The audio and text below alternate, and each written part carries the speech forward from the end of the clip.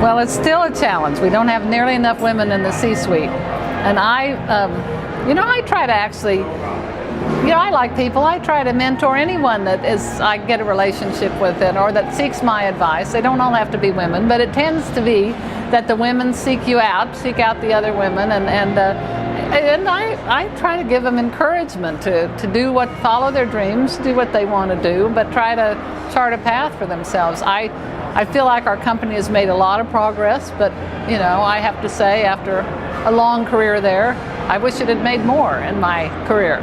But it's on a good track, and I think everybody has to help the people that follow them, and that's my goal. I tell anybody who wants to go to law school, if they really want to go, they should. I don't think anybody ever grows up wanting to be a corporate secretary.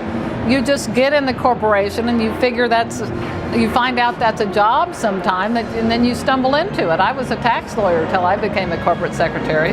But I think law school teaches people a way of thinking and a kind of an analytical way. And if you're interested in that, by all means. The law school is very expensive in this day and age, and so you have to really go in with your eyes open. I mean, I do think if somebody wants to be a corporate secretary, they probably ought to go to law school.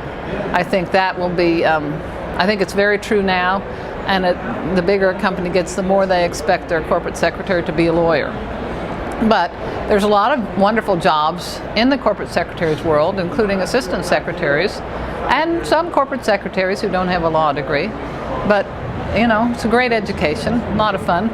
Find some big company like Chevron that has an educational refund program, and then they'll help you go to law school. I hope that I would have a good background to make a contribution in some corporate board if that were an opportunity that came up, and I think that's true of a lot of people. You've certainly seen a lot, you've participated in a lot of the business strategy discussions, and you've helped the board focus on all the things the boards ought to focus on, whether it's the governance, compliance, that sort of thing, the strategy, succession planning, all of those things. You've helped the board through different M&As. And so I think you have a great background, but I think that's a whole paradigm.